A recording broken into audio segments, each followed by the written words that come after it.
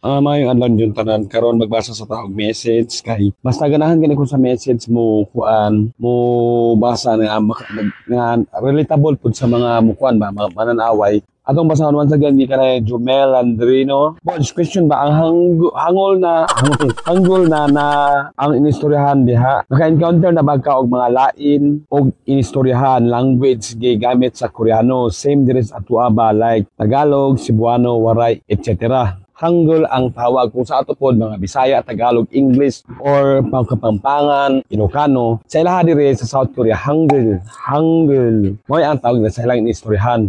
So before natin padayon ang kaning question is shout out sa takay Lahoy Bimski. Good evening idol. Pa shout out ko sa mga taga MSLTC Valencia City Bukidnon. Hi to you all guys. Kamusta mo diyan? I'm not sure kung unsa ni siya pero MSLTC Valencia City Bukidnon. Shout out sa inyong tanan. I think kuan ni siya Korean language school ni siya. So ang atong topic ko samtang magtrabaho ta sa atong among company. Ang diri sa South Korea ang gigamit sa mga Korean language, usar dyan na siya. Pure lang siya Korean language. Dili para sa atuan na mga Bisaya, Tagalog, Ilonggo, Waray, Batanggenyo, sa payuban na basta daghan tag mga language gigamit sa Pilipinas. Mao na asa ta mo adto, dili ta magkasinabot sa mga uban kay mao lagi na daghan kay tag language gigamit. Pero dili pa siya sa South Korea. Usara ang kanang gigamit nga lengguwahe, pero naa siya gitawag og saturi ba or dialect. Same siya nga Korean language pero mulahi na siya tono or kana bitong paggamit sa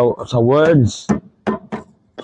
Example para sa ato kaning taga Bohol is kanang Bohol ra man jud amo para sa mga taga Bisaya ang taga Bohol pero naay mga taga Bohol nga example taga Lila example lang niya kay ako sige magulong anong baro nga baro kanang pinagahi ba ilang tingog pero Bisaya gihapon inana diri na para sa taga Alicia Bohol mga kagahi limbar mga inana bitaw same sila nga Bisaya pero naay kita og saturi so ingana diri sa South Korea so kita pong mga gaskwela parang og mga Korean language. Manong advantage kadyo na to kung atong tarungon ang pag-study og Korean language hantod sa ilang mga sentence ba. Dili lang kay puro na vocabulary lang tama. Kung makabalo ka mo gamit sa ilang pag-construct og sentence sa Pilipinas pa lang, dako ka tendency nga makatabang nimo na nakadiri sa South Korea kay ngano man makasabot man na sa imo bisan pa og foreigner ka na dili kay nimo makuha ang sound value sa pag-istorya ma-detect man na nila nga mao ni giingon niya understandable ba sabotable ra kumbaga so inana ang kuan diri example kami mudong mig soul ako bisan pa akong gamiton nga Korean language diri sa among lugar sa Jolobukdo ang tanang mga naa taga sa Seoul nga Korea imong pangutan-on makasabot sila bisan pa og mogamit kag saturi kay or kana bitong yung way of speaking bagyo unsa mo paggamit pinagahi ba na pinahumok makasabot sila kay same ra man nga Korean language kato ra may nalahi katong yang saturi or katong saturi basta saturi ang tawag na in Korean example mingon ko sa Korea og kanang busulol tanunggot o di isroyo Korean na siya so makasabot ng mga Koreano kay bisan pag foreigner ang accent makasabot sila kay same ra man na Korean language dili para sa ato sa Pilipinas nga kung patutag kanang Pampanga na magbinisaya ta, di ta masabtan kay lahi man ang ilang way of speaking or dialect na gigamit. Para sa kaming taga Bohol o taga Davao o taga Cebu, di ba same lamang ning Bisaya pero ang among paggamit sa among language is example sa Bohol yung daghan jamo o kung sa Bohol ka daghan kaayo. Ya kung sa Davao na pud kami unog sagol Tagalog man nila o daghan pud ka.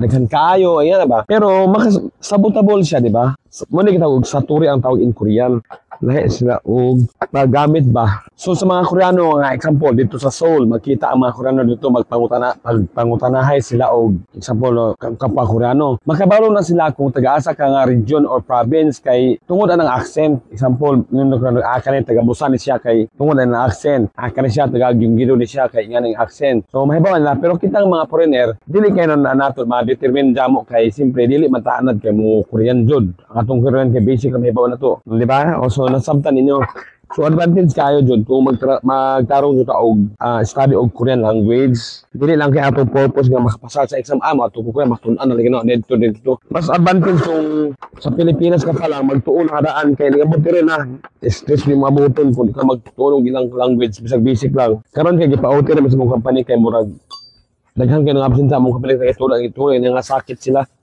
Sige ako magani lain kayong tingog pero ako rin gigwanta kay maluoy butas company og mo absenta. Samot sila og ka lisod-lisod.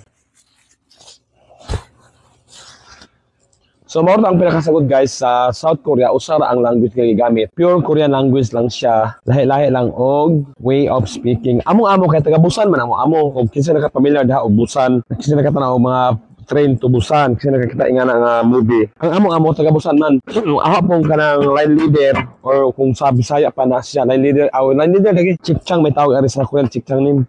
Kuan, example minsan nga kanda pero ang pasabot adto kay kanang kalke dili sa mga kay kalkiyo man ang future tense ug kada to go. Aya kay kanda niya na. Pero makasabot og gihapon kay nga mao sa pasabot kay kada may gigamit. Ngana ba?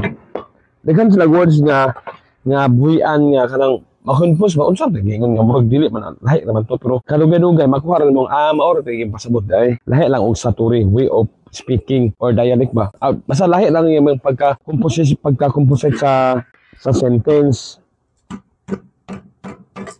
So good luck jud kayo tong kuan sa unta kana magtuon mo og taro makapasar mo nya ma-experience niyo ingani diri sa South Korea kay kada tuig na ba magkadako ang field diri. The more you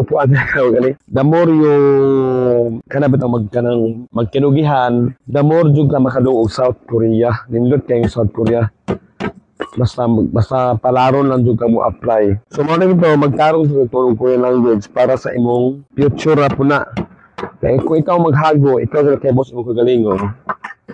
Magamit na imong hinaguan phone sa mo tong makapasa na ka makamog basic Korean language ay easy na kay panginabuhi sa Korea ya kumun na kayo. So that's all for now today guys. Bye kayong salamat sa tanan sa mga pagtaon-taon sa mga Bisaya vlog diri sa South Korea. Sa mga wala pa ka subscribe sa channel, please do subscribe and hit the like button and share. Bye guys.